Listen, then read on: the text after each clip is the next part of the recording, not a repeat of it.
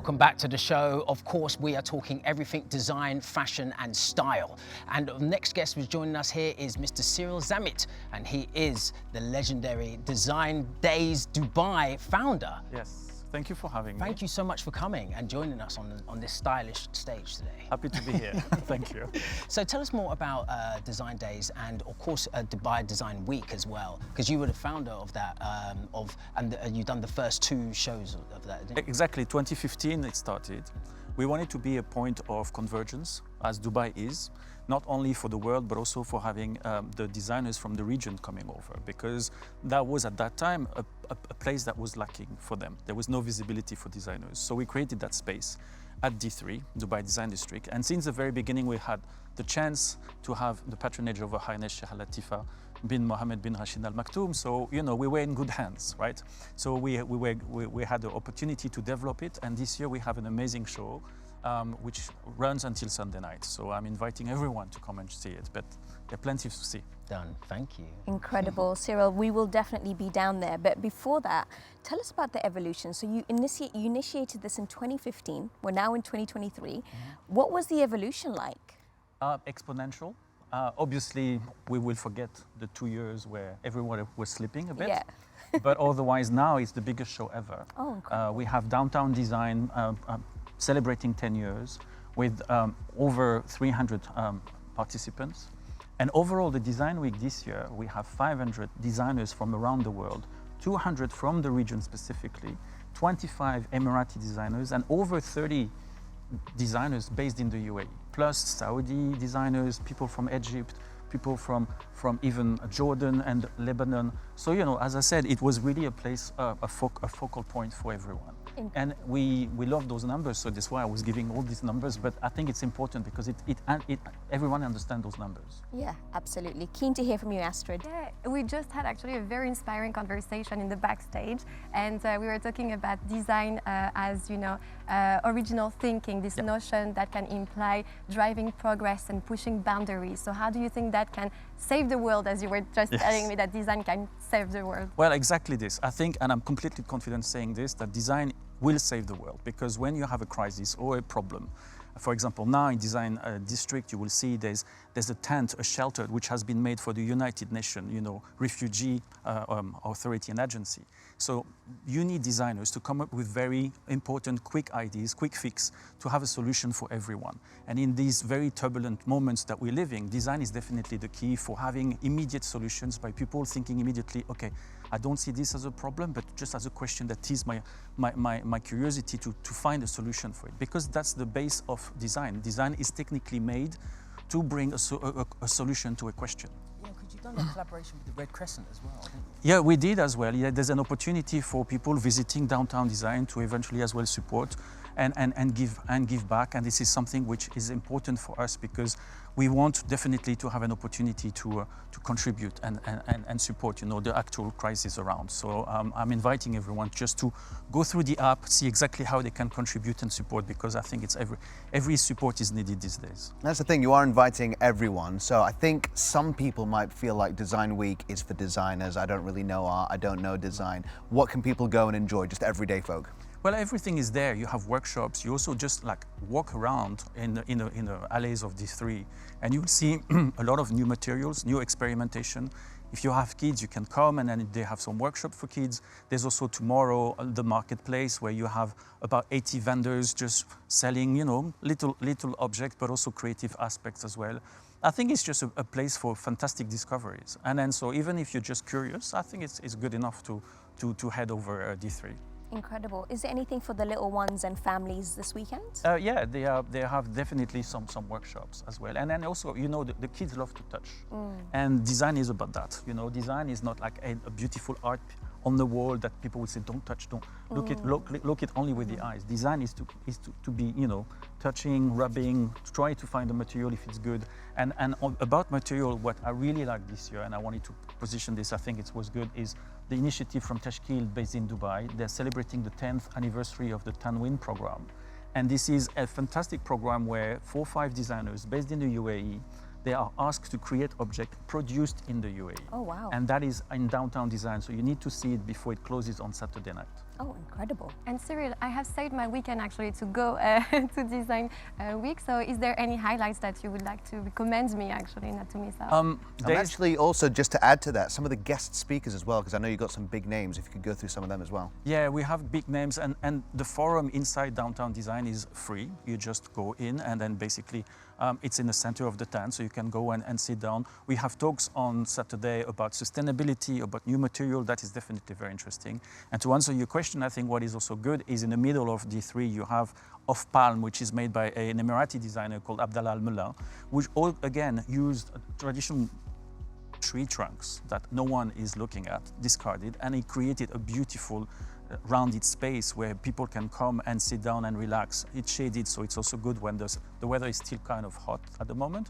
And since it has started, someone from Fujairah called him and said, listen, I have tons of those trunks just on my backyard. What can we do? And it's exactly the purpose, as well as I was saying about design, is using the material that we have here and discarded or not looking as maybe prime material. Cyril, I mean, we can talk forever to you, and we're going to try and do just that in just a little bit. But first, we've got to check out the spotlight, and we're very excited about it because it's about an interior design company run by a woman entrepreneur creating personalized designs for the perfect space. This is the founder of Abazar Interiors, Insia Shabir.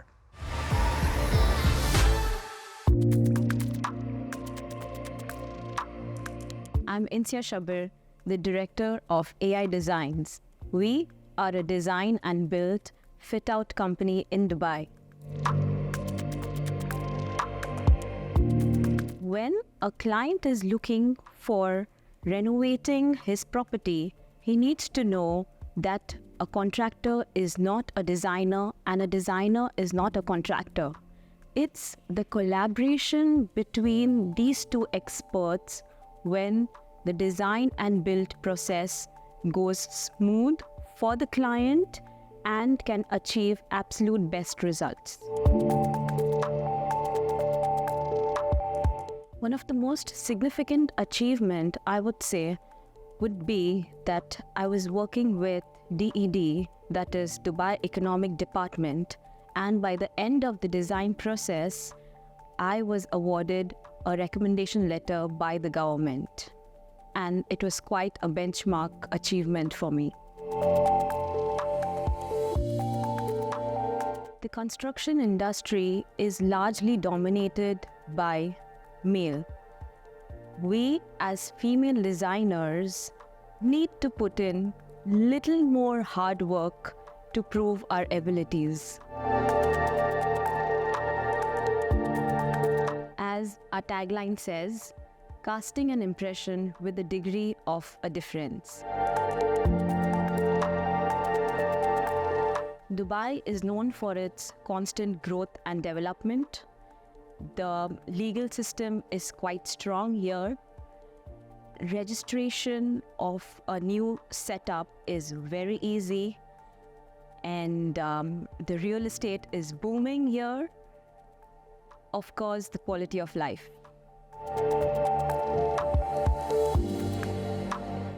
Indulge myself in self-care, head to Zavil Sare and go to Telespa. It's always good to see small and medium enterprises thriving in Dubai. Now it's time for our daily roundup with the delightful duo. What's the buzz in the city? Well, very interesting, keeping up with the Dubai Design Week. There's a zero-waste modular building material set to take center stage at Dubai Design Week. A fully modular zero-waste concept is coming to Dubai Design Week for 2023, hoping to change how we think about sustainability. And I was actually really interested about this and interested to get your take on what do you think about design and sustainability and its fusion in Dubai. Obviously Design Week in November, COP28 at the end of the month. Tell us about how you see these two worlds merging. We want to start. You want to start? Okay, so I think it's again something which is very important because through experimentation, designers can come up with new material. I don't necessarily like the word new because sometimes we kind of reinvent what Mother Nature has created already, but at least we reinterpret what can be done. Right. Like at the moment, for example, at Design Week, you have a Japanese tea house, which is made of completely waste as well. and it's beautiful. You also have some condensated sugar as a pavilion as well. So you'll see every type of material would be eventually something that we don't need to outsource on the other side of the planet, but we have it here. And that is, for me, in link with COP28, the circular economy, and also as well the opportunity to use local material that we don't necessarily look up on a daily basis. And I think it's amazing because it shows us individuals how we can do design, you know, on a daily basis, what we can use around us. You know, it breaks the boundaries, as you were saying. Dubai Design Week is open to everyone, you know, to enjoy. It's not, you know, only for design connoisseur, right? So I think this is an amazing initiative that, again, you know, make it, you know, more accessible, more approachable for everyone to access it. I'm actually interested to know, Astrid, in the art space, is sustainability making its way into the art world a little bit more in the exhibitions that you're overseeing or just attending? Yeah, of course. I mean, a lot of artists are now, you know, experimenting with, you know, upcycling art. So using, you know, different materials to make their art pieces. So I think this is something you can see more and more nowadays. Yeah. All right, cool. And additionally, there's also a trend in museums to reuse the walls and in events that happens, because, you know, event has been one of the biggest polluters as well, because, you know, you build a wall for 2 weeks and then basically you throw it away.